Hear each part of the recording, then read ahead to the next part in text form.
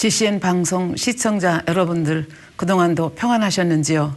저희들은 믿음의 분량에 대해서 오랜 시간 동안 들어왔습니다. 믿음의 1단계, 2단계, 3단계, 4단계를 거쳐서 지금 저희는 믿음의 5단계에 들어와서 믿음의 5단계에 대한 설명을 지금 드리고 있습니다.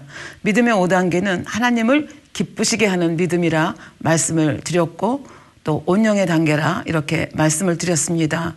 그러면 믿음의 5단계는 어떤 특징을 가지고 있는지 세 가지로 살펴보고 있습니다. 지난번에는 그 세 가지 중에서 생명을 버리기까지 순종하는 마음을 가진 것이 믿음의 5단계의 첫 번째 특징이라 말씀드렸고요. 이번 시간에는 두 번째 특징인 무수한 기도를 쌓아서 표적과 기사가 나타난다는 두 번째 특징에 대해서, 그리고 또 세 번째 특징인 온 집에 충성하는 그 특징에 대해서 설명을 드리도록 하겠습니다. 우선 기도에 대해서 잠깐 좀 복습을 하고 지나가겠습니다. 기도는 우리 영혼의 호흡과 같은 것이라 말씀을 드렸습니다. 기도를 통해서 하나님의 뜻을 알 수 있고, 또 세상을 이길 수 있고 하나님의 뜻대로 행할 수 있는 능력이 우리에게 주어진다 말씀드렸습니다. 그러나 믿음의 단계에 따라서 이 기도의 능력도 차이가 있습니다. 예를 들면 믿음의 1, 2단계에서는 기도의 향이 아주 가늘게 올라가겠죠. 그리고 기도의 내용도 보면 주로 자기 자신의 일에 집중되어 있는 것을 볼 수가 있습니다. 예를 들면 직장이라든지 가족이라든지 질병이라든지 물질의 축복들을 구하는 기도를 많이 하죠.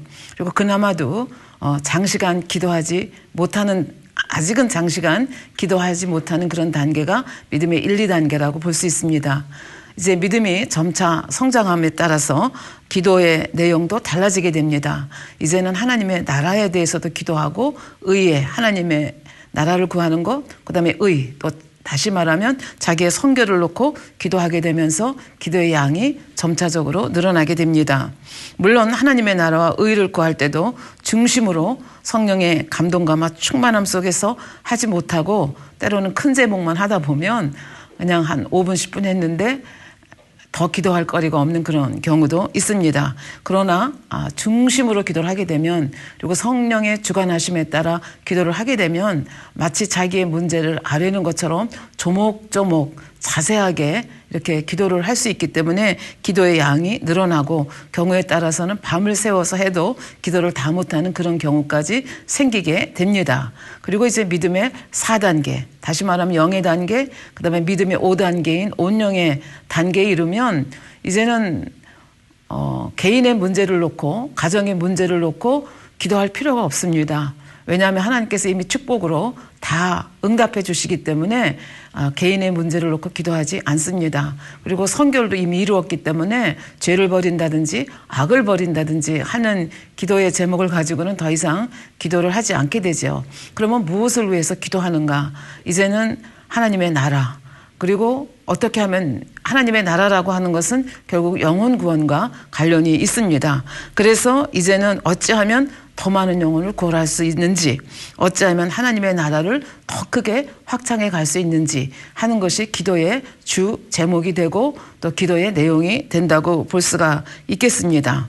그래서 하나님을 너무 사랑하기 때문에 믿음의 4단계가 하나님을 제일로 사랑하는 단계라 말씀드렸고, 또 하나님을 기쁘시게 하고자 하는 그 믿음의 단계가 5단계라 말씀을 드렸습니다. 무엇이 하나님을 기쁘시게 하는가? 하나님의 나라를 확장하고 하나님의 선한 뜻대로 살아가는 삶을 하나님께서는 기뻐하십니다. 그래서 이게 죽어가는 영혼들을 위해서 하나님이 얼마나 신경을 쓰시는지, 얼마나 한 영혼을 사랑하시는지를 알기 때문에 굉장히 애절한 마음으로 이제 기도를 올리게 되죠. 그러니까 이제 내 문제는 더 이상 기도할 것이 없기 때문에 영혼들을 생각하면서 어찌하면 한 영혼이라도 더 구할까? 어찌하면 하나님의 나라를 더 확장시킬 수 있을까? 하는 것이 5단계에 들어간 사람들의 기도의 주 내용이라 이렇게 말씀드릴 수가 있겠습니다. 그런데 하나님의 나라를 이루는 것은 마음만 있다고 되는 것이 아닙니다. 하나님의 나라는 말에 있지 아니하고 능력에 있다고 말씀하십니다. 고린도전서 4장 20절에 보면 하나님의 나라는 말에 있지 않고 오직 능력에 있음이라 이렇게 말씀을 하셨습니다. 그래서 하나님의 나라를 위해서 기도하다 보면 이게 내 내 것 가지고 내 지식이나 내가 가지고 있는 가지고는 안 된다는 것을 깨닫기 때문에 하나님의 능력을 간절히 구할 수밖에 없는 이제 그런 단계에 오게 됩니다. 어찌 보면 하나님의 나라를 이룬다는 것은 악한 영과의 싸움이라고도 볼 수가 있겠습니다. 그래서 악한 영과의 싸움은 하나님의 그러니까 이 사람의 지혜나 경험이나 능력으로 되는 것이 아니고 하나님의 능력으로 악한 영들을 대적할 수 있다는 것을 우리는 알고 있습니다. 그렇기 때문에 이제 영혼을 간절하게 구원하기를 원하는 믿음의 5단계에 달하게 되면 하나님의 능력을 간절히 구하게 되는 거죠. 그래서 예를 들면 우리가 이제 전도를 해서 영혼들을 구원할 때도 우리가 우리 힘으로 하는 것과 하나님의 능력으로 하는 것이 얼마나 차이가 나는가를 이제 주위를 유심히 살펴보면 알 수가 있습니다. 우리가 한 영혼의 시간도 쏟고 물질도 쏟고 열정도 쏟아서 한 영혼을 전도를 해서 교회까지 모셔옵니다.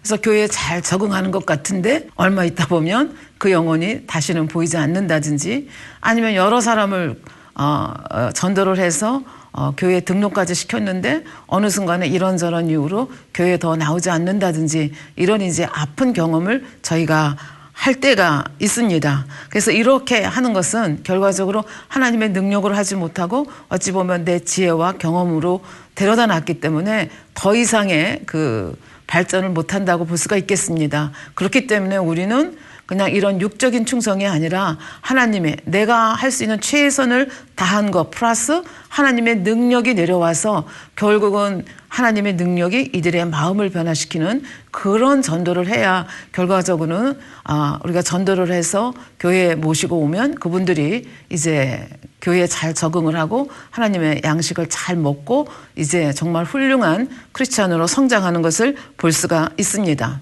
물론 그렇다고 해서 우리가 하나님의 능력을 아직 못 받았으니까 우리가 아무리 노력해도 쓸데없다 그런 얘기는 아닙니다. 사람 편에서는 우리가 할 수 있는 최선을 다해야 됩니다.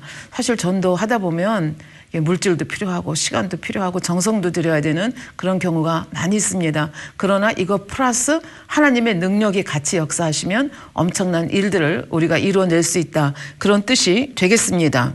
그래서 예를 들면 나는 전도를 해서 전도를 하려고 어떤 분을 한 번, 두 번, 세 번, 네 번, 10번까지 전도하러 갔는데 이분의 마음이 움직이지 않는 경우가 있습니다. 그런데 하나님의 능력을 받으신 예를 들어서 믿음의 5단계에 계신 분을 모시고 갔더니 그 자리에서 이분이 선선히 다음 주부터 교회 나오겠다고 이렇게 쉽게 전도되는 것을 보면서 때로는 도대체 이게 뭔가 허무할 때도 없는 것은 아닙니다. 왜 그런가 하면 내 열심에다 플러스 하나님의 능력이 같이 역사하시기 때문에 결국은 그 영혼이 이제 쉽게 전도가 된다는 얘기입니다. 그러면 믿음의 5단계에 있는 분이 와가지고 온영이 분이 오셔서 전도했을 때 왜 이 사람이 그렇게 쉽게 마음을 문을 여는가 하는 것은 이제 조금 있다가 설명이 되겠습니다. 그렇기 때문에 우리는 하나님의 나라를 정말 확장하기를 원하고 영혼들을 구원하기를 원하면 믿음의 5단계로 신속히 들어와야 되겠죠. 예, 그래서 결과적으로 사람의 지혜, 능력, 경험은 한계가 있기 때문에 하나님의 능력을 간절히 이제 구할 수밖에 없다. 근데 하나님의 능력이 왜 중요하냐? 사실은 예수님 당시에도 그게 2000년 전이죠. 그때도 요한복음 4장 48절에서 이렇게 말씀하셨습니다. 너희는 표적과 기사를 보지 못하면 도무지 믿지 아니하리라. 2000년 전의 세대에도 이랬다면 지금은 얼마나 더 기사와 표적이 많이 필요하겠습니까? 그리고 웬만한 표적과 웬만한 기사 가지고는 눈도 깜짝하지 않는 것이 요즘의 세태입니다. 그러니까 정말 영혼들을 구원하기를 원하면 어떻게 되겠어요? 하나님의 능력을 더욱 간절히 구하게 되고 조금 이따 말씀드리겠지만 하나님의 권능을 더 간절히 구하게 됩니다. 그래서 표적과 기사가 풍성한 이런 자로 발돋움할 수 있기를 원하게 되죠. 왜냐하면 이것이 많은 영혼들을 얻을 수 있는 길이기 때문에 그렇습니다. 그렇다면 표적이라고 하는 것은 무엇인가? 에 대해서 이렇게 정의를 하고 있습니다. 사람이 행할 수 있는 한계를 넘어 하나님의 능력이 나타나는 것을 말한다. 쉽게 예를 들면 죽은 자를 살리는 거, 사람이 한계를 벗어나는 것 아닙니까? 아니면은 약한 것, 이 약한 것이 뭐 연약하다는 얘기가 아니라 예를 들어서 눈이 잘 안 보인다든지 귀가 잘 안 들린다든지 어렸을 때부터 태어날 때부터 선천적으로 어디가 기형으로 태어났다든지 이게 다 약한 것에 속하거든요. 이런 것들은 웬만한 기도와 능력으로는 안 되거든요. 그러니까 이런 거, 약한 것이나 질병을 치료하는 등 이런 것들이 표적에 속하거든요. 그래서 이런 표적을 눈에 보이는 표적을 보여주었을 때 사람들이 더 쉽게 전하는 복음을 믿을 수 있다는 그런 얘기가 되겠습니다. 그래서 표적과 기사를 보지 못하면 도무지 믿지 않는다 얘기했는데, 그런 표적은 지금 말씀드린 것이고 기사라고 하는 것은 무엇입니까? 기사는 천기를 움직이는 것을 말합니다. 천기도 움직일 수 있는가? 그런 말씀을 하실 수 있겠지만 성경에 보면 예수님께서 사역하실 때 아니면 구약에서도 이 천기를 움직인 그런 예들이 있는 걸 볼 수가 있습니다. 예를 들면 비나 우박이 내린다든지, 여호수아가 가나안 땅을 정복할 때 보면 우박이 내려서 적군을 치는 그런 경우들도 있는 것을 우리가 볼 수가 있고, 출애굽 당시에 그 10재앙 중에도 우박재앙이 있는 거 우리 알고 있습니다. 그런가 하면 해와 달의 운행을 멈추기도 합니다. 역시 여호수아서에 보면 해야 머물라 달아 머물라 하면서 여호수아가 하나님의 도우시는 시간을 이렇게 더 길게 지연시키는 모습을 볼 수가 있습니다. 그런가 하면 예수님께서 사역하실 때 풍랑이 일어서 거의 배가 이제 뒤집혀질 그런 상황이 있을 때 예수님께서 풍랑아 잠잠하라 그랬을 때 풍랑이 잠잠해지는 걸 보고 제자들이 놀라갖고 도대체 이분이 누구시길래 풍랑도 순종하느냐 이렇게 놀라는 모습을 볼 수가 있습니다.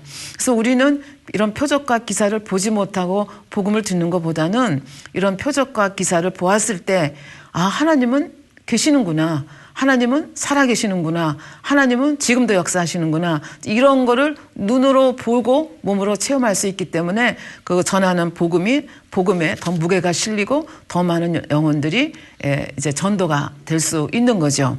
예를 들면 사도행전 3장에 보면 베드로와 요한이 이제 성령을 받죠.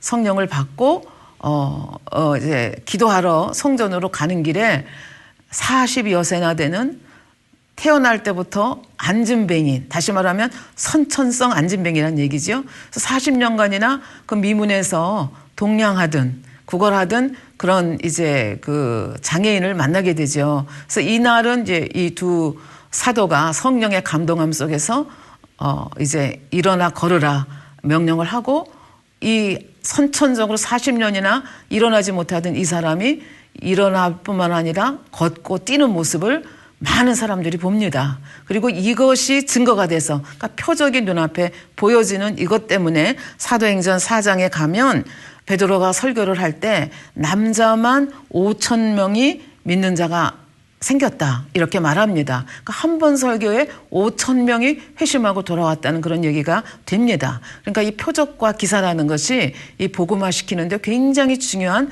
도구가 된다는 말씀이 되겠습니다. 그래서 우리는 이렇게 많은 영혼들을 원하게 되면, 구원하기를 원하면 이제 표적과 기사를 구하게 되고, 표적과 기사를 구한다는 것은 하나님의 능력을 구한다는 것이죠. 하나님의 능력은 내가 갖고 싶습니다 해서 되는 것이 아니라 무수한 기도를 쌓아야 되기 때문에 결국은 믿음의 5단계 정도에 오게 되면 영혼 구원에 대한 열정이 특이하기 때문에 아주 많이 있기 때문에, 그게 하나님의 마음인 걸 알기 때문에 무수한 기도를 올리게 되고, 그 올리는 이유가 하나님의 능력을 끌어내기를 원하기 때문에 이제 그렇다는 것을 알 수가 있습니다.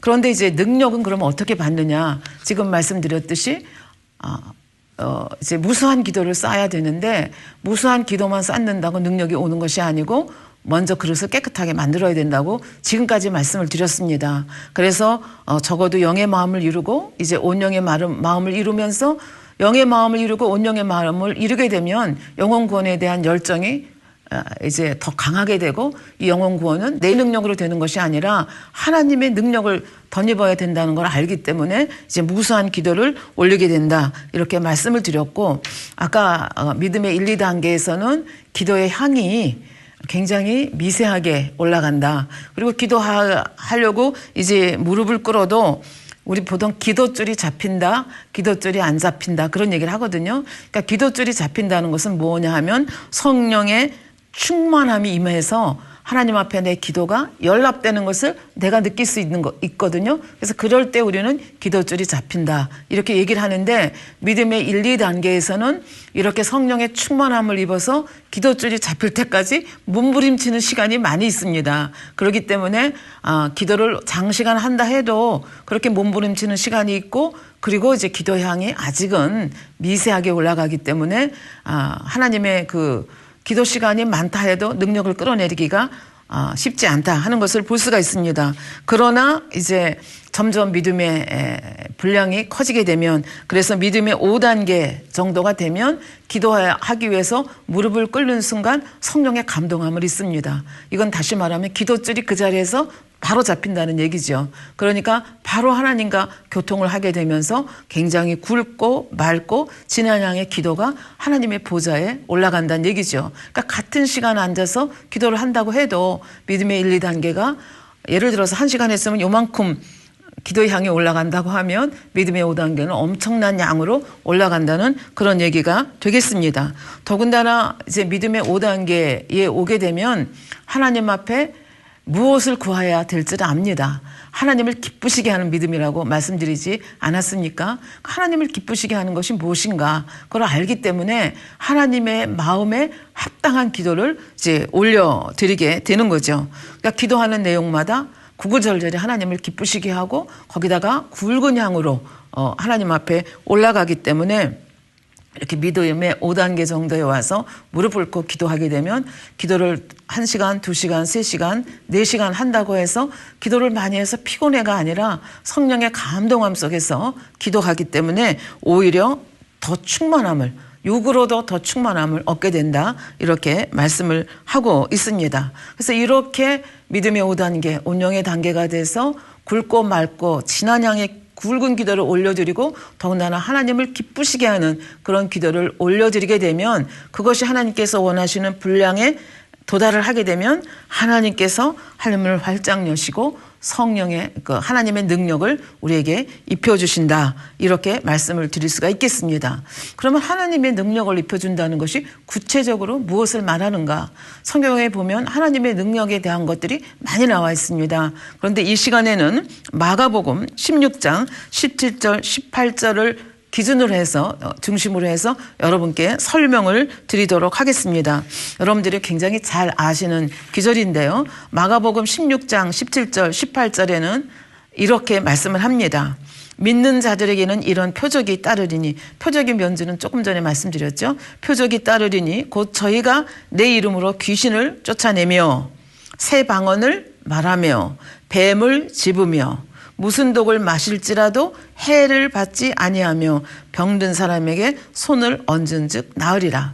이것이 마가복음 16장 17절 18절에서 말씀하는 하나님께로부터 내려오는 능력이라고 말씀드릴 수가 있겠습니다.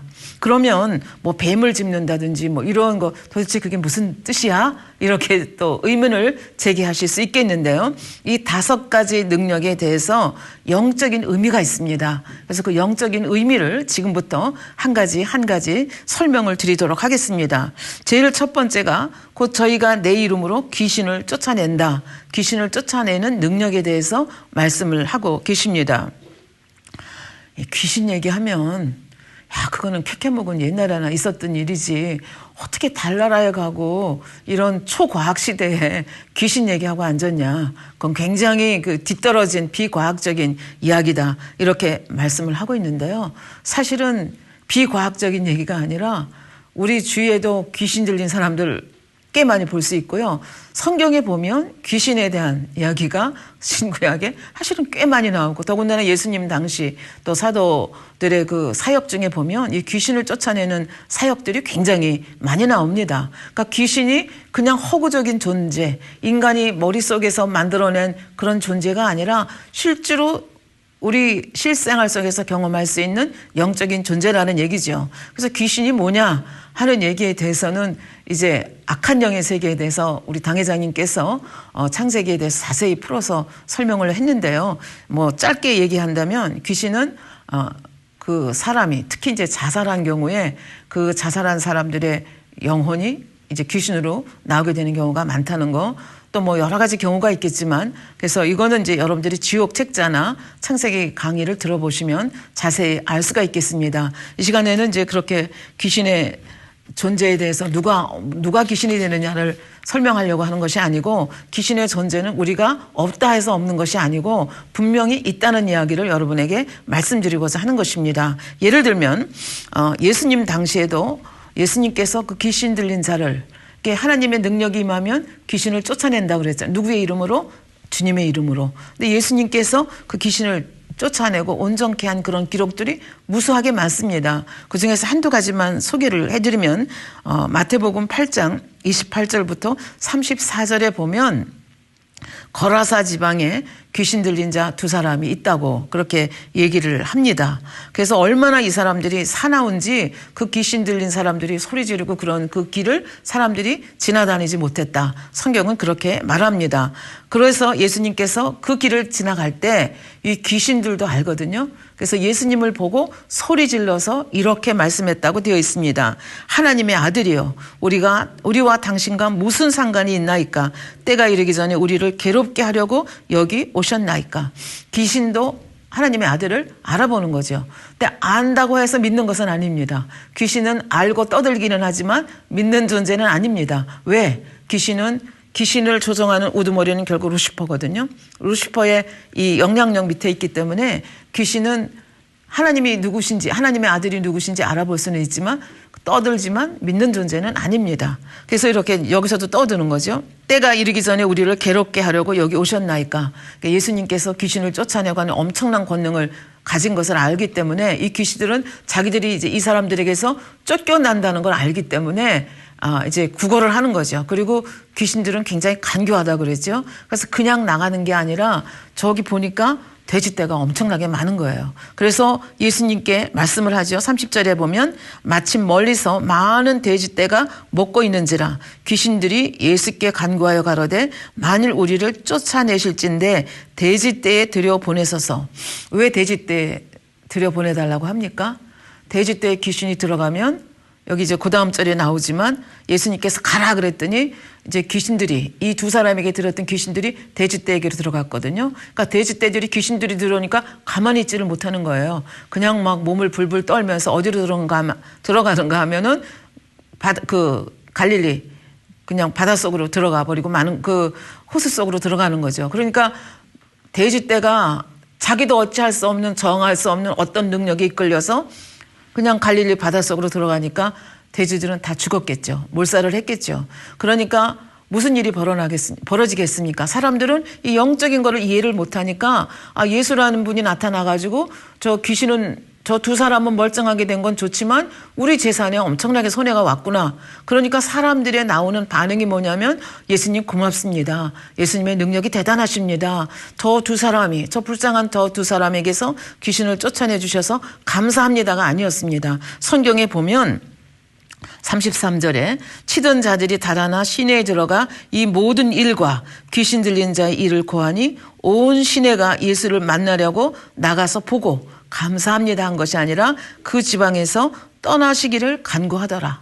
그러니까 이 귀신은 이것까지도 생각을 한 거죠. 굉장히 간교한 거죠. 그래서 예수님을 소원해 주는 자, 자기들을 해롭게 하는 자로 이제 몰아가는 이 모습을 여기서 볼 수가 있습니다. 그런가 하면 마태복음 9장 32절 34절에 보면 이 기모거리가 있었는데 귀신 들려서 벙어리 된 자가 있었다고 성경은 우리에게 말해줍니다.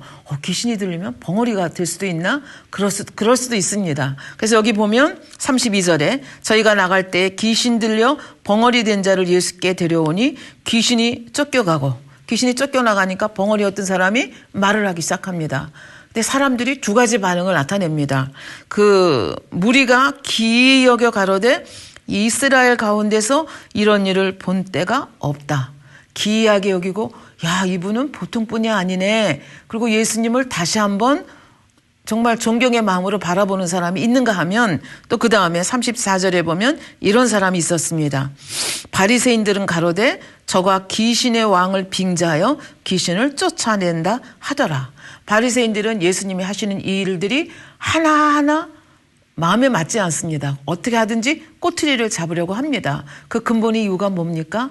많은 백성들이 예수님께서 병자를 고치고 귀신을 쫓아내고 이런 일들을 보고 천국 복음을 전하시는 걸 보고 소망을 갖게 되고 그리로 사람들이 몰려가는 것을 보면서 위기의식을 느끼는 거죠. 이 사람들은 종교 지도자들인데 자기들에게서 멀어지고 예수님께로 가는 것을 보면서 이 불쌍한 사람들이 그 귀신의 세력으로부터 노임받는 그거를 기뻐하는 것이 아니라 오히려 예수님이 뭐가 잘못된 사람으로 몰아서 사람들이 예수님께 가지 못하도록 하는 겁니다. 그래서 예를 들면 여기 지금 한 방법이죠.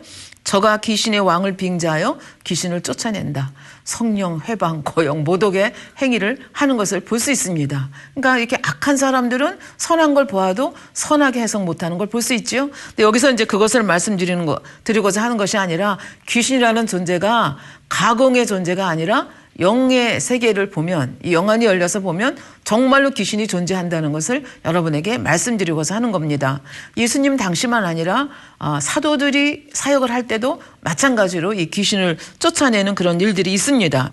사도행전 8장 6절에 보면 무리가 빌립의 말도 듣고 행하는 표적도 보고 일심으로 그의 말하는 것을 쫓더라. 많은 사람에게 붙었던 더러운 귀신들이 크게 소리를 지르며 나가고, 그러니까 많은 사람들이 귀신에 들려서 고통을 받고 있었다는 얘기죠. 근데 여러분들도 가끔 이렇게 사역하는 현장에서 귀신이 나가는 걸 보면 왜 그런지 다 그냥 소리 지르잖아요. 그리고 막 땅에 드러눕기도 하고 뭐 소리 지르면서 나가는 모습을 볼 수 있죠. 귀신이 굉장히 약한 거죠. 안 나가려고 발버둥 치다가 그 권능의 역사에, 능력의 역사에 어쩔 수 없이 이제 쫓겨나가면서 그렇게 사람을 괴롭게 하고 나가는 이런 모습이 여기서도 볼 수가 있습니다. 그런가 하면 사도행전 16장 16절부터 18절에 보면 사도 바울께서도 이제 빌립보 교회를 이제 마게도니아가로 가서 빌립보 교회 이제 그 루디아를 만나서 이제 빌립보 교회를